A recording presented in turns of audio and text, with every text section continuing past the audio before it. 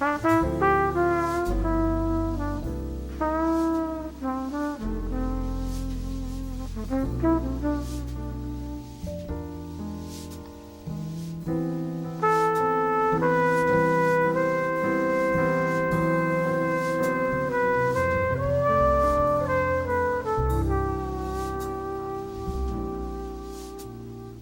Video idea வந்தப்போ நான் இந்த வீடியோக்கு வச்ச டைட்டில் ஒய் ஒன் பிசி பா ரஞ்சித் நட்சத்திரங்கள் நகர்கிறது இந்த நியர் ஃபியூச்சர். அந்த வீடியோவோட சாராம்சம் என்னன்னா, வழக்கமாக ரஞ்சித்தோட படங்கள் பரிதாபத்தையோ இல்லை இறக்கத்தையோ கோராது, மாறா அவரோட பார்வையை மக்கள்கிட்ட அழுத்தமாக வலியுறுத்த மட்டுமே செய்யும்.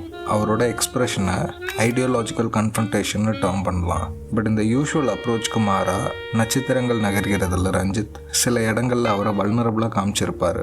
உதாரணத்துக்கு இந்த ரெனேவோட flashback scene.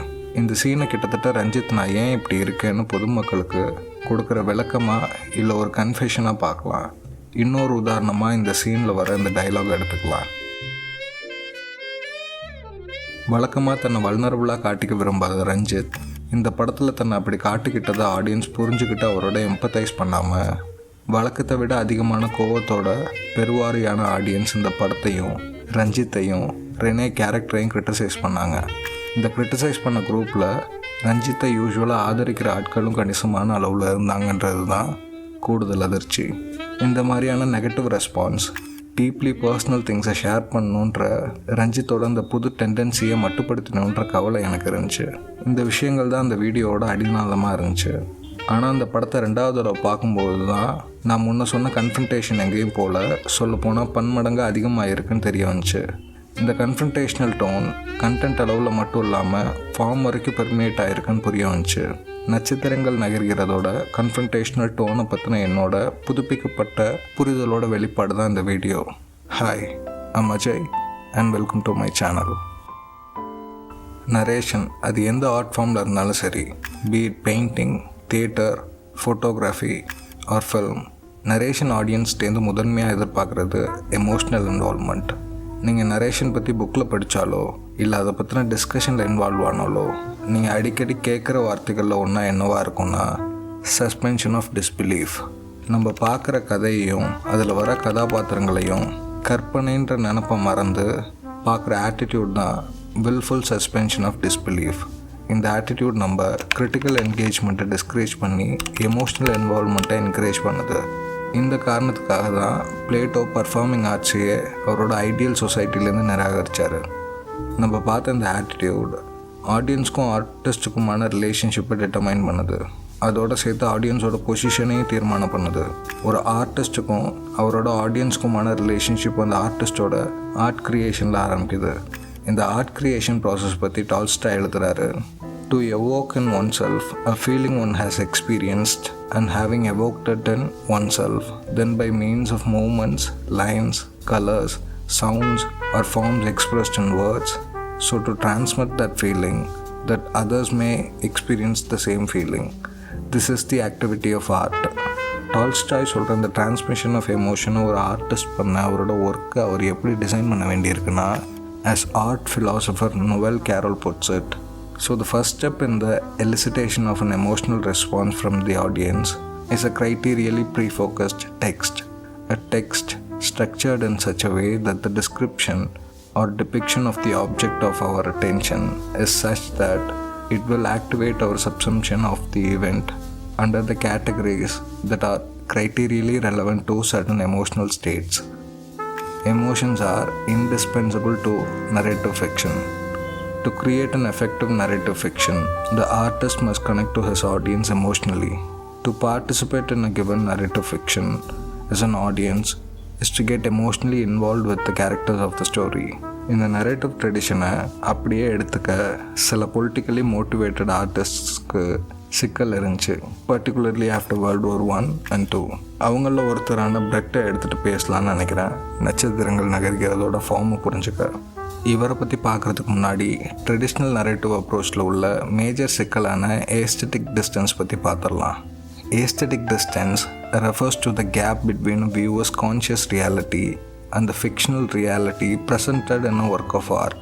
When a reader becomes fully engrossed in the illusory narrative world of a book or a film, the author has achieved a close aesthetic distance, right?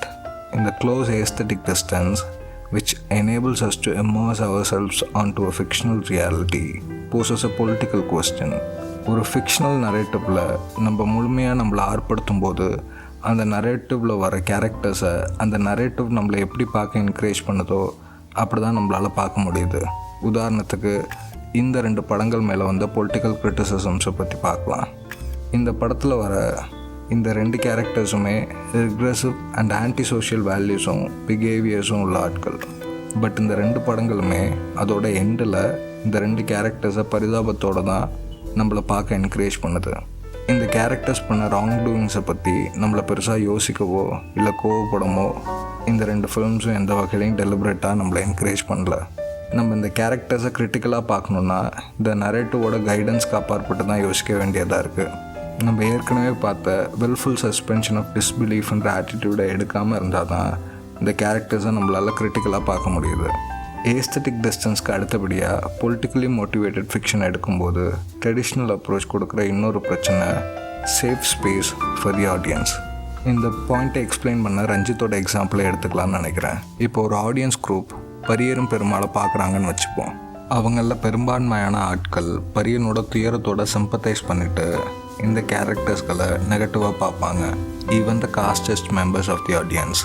But படம் முடிஞ்சோன்னா அந்த ஆடியன்ஸோட பார்வையிலையும் அவங்க பிஹேவியர்ஸ்லையும் பெரிய மாற்றம் இருக்கானா? Sadly the answer is no. படம் பார்க்கும்போது ஆடியன்ஸ்ட்டு ஒரு இன்டென்ஸ் எமோஷ்னல் இன்வால்வ்மெண்ட் இருந்தாலும் அது ஏன் ஆடியன்ஸை படத்தை விட்டு வெளில வந்ததுக்கப்புறம் பாதிக்கிறதில்ல? இதுக்கு பதில் ஃபிலிம் கிரிட்டிக் V.F. Perkinsonோட இந்த பேசேஜஸில் தேடலான்னு நினைக்கிறேன். In the ideally comforting, self-forgetting darkness of the movie house, we attain faceless anonymity, a sort of public privacy, which effectively distances the real world and the actual circumstances. That the darkness is an essential insulator will have been realized by any reader who has had to watch films in an insufficiently darkened cinema. The deterioration of the image on the screen matters far less than the absence of the shield which the darkness customarily offers. The erection of the shield seems to be the precondition of our involvement. The rituals of film presentation acknowledge this fact by allowing the spectator time at the beginning and end of the movie to shed and resume his self-consciousness. The final shot in most pictures is designedly recessional. An overwhelming majority of movies closes on some variation of the cliché which has hero and heroine working arm in arm away from the camera, the audience, and towards the sunset. The apparent distance between the spectator and the characters on the screen is steadily increased, and the physical withdrawal detaches us psychologically or helps us to detach ourselves from the illusion. The end shot, however it is accomplished, is usually held long enough to lose some of its interest. Our involvement is considerably diminished by the time the house lights come up. If the film has been at all gripping, the effect is rather like a gradual return to consciousness after sleep.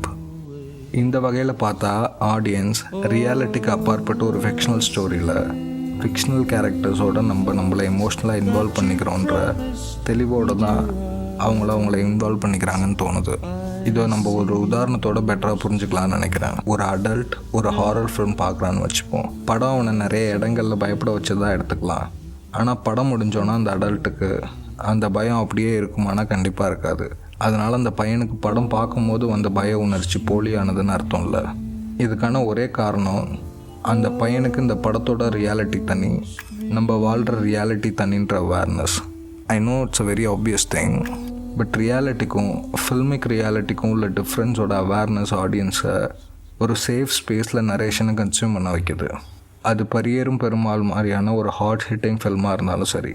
இந்த reality and ஃபில்மிக் ரியாலிட்டிக்கு இருக்க gap and அதோட லிமிட்டேஷன்ஸ்லாம் மாரி செல்வராஜ் இல்லை வெற்றிமாறன் மாதிரியான ஆட்களுக்கு புரியாமல் இல்லை.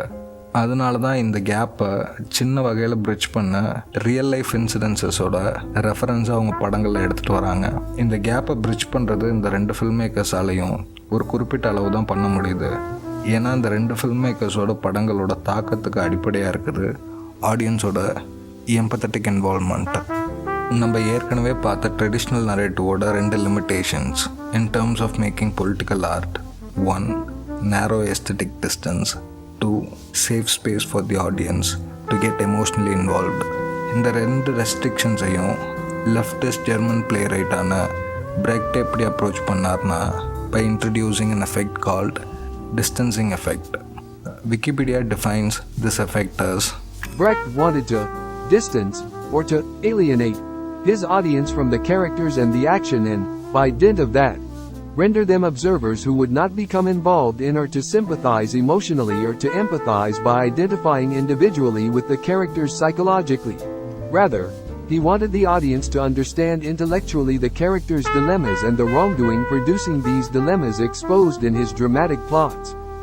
By being thus distanced emotionally from the characters and the action on stage, the audience could be able to reach such an intellectual level of understanding, or intellectual empathy, in theory, while alienated emotionally from the action and the characters, they would be empowered on an intellectual level both to analyze and perhaps even to try to change the world, which was Brecht's social and political goal as a playwright and the driving force behind his dramaturgy.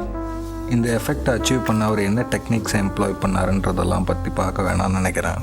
What is important for us to understand about Brecht in terms of understanding Natchathirangal Nagargirathu is that Brecht did not want his audience to get emotionally involved with his characters at the expense of intellectual detachment. Brecht ஒரு play எப்படி இருக்கணும்னு சொல்றாருன்னா, a play should be conducted in such a way that the audience was hindered from simply identifying itself with the characters in the play.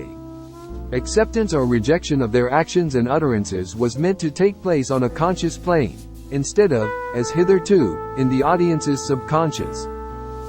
Ranjith நட்சத்திரங்கள் நகர்கிறதுல இந்த விஷயத்தை தான் முயற்சி பண்ணியிருக்கதா நான் பார்க்குறேன். I'm not saying Ranjith took inspiration from Brecht like Godard, but his intent behind some of this film's formal choices is similar to Brecht. Ranjith இந்த டெசிஷனுக்கு அரைவ் ஆனது ஒரு ஆப்வியஸ் அட்வான்ஸ்மெண்ட்டாக தான் நான் பார்க்குறேன். ஏன்னா அவரோட படங்கள் பொதுவாகவே ஆடியன்ஸோட இறக்கத்தையோ இல்லை அனுதாபத்தையோ கோராமல் தலித் அசர்ஷனை பற்றினதாக தான் இருந்திருக்கு. அவரோட படங்களோட முதன்மை நோக்கமாக இருக்குது positive and assertive representation of Dalits and their lives, and through that he wants to uplift the Dalit people psychologically and poke the status quo people. அதனால தான் அவர் படங்களில் his protagonists are smart, assertive and have high aspirations. இந்த டிஸ்கிரிப்ஷனுக்கு அட்டகத்தி ஒரு எக்ஸப்ஷனாக யோசிக்கலாம், but I think that film is also about assertion in some way. Ranjith மற்ற படங்கள்லேருந்து இந்த படத்தை எப்படி ஃபார்முலாக வேறுபடுத்தி எடுத்திருக்காருன்னு சிம்பிளாக சொல்லணுன்னா, Ranjith rejects the traditionally privileged position of the audience and he refuses to overwhelm the audience with the demands for individual empathy. இந்த 2 பாயிண்ட்ஸையும் next செக்ஷனில் எலாபரேட்டாக சொல்கிறேன்.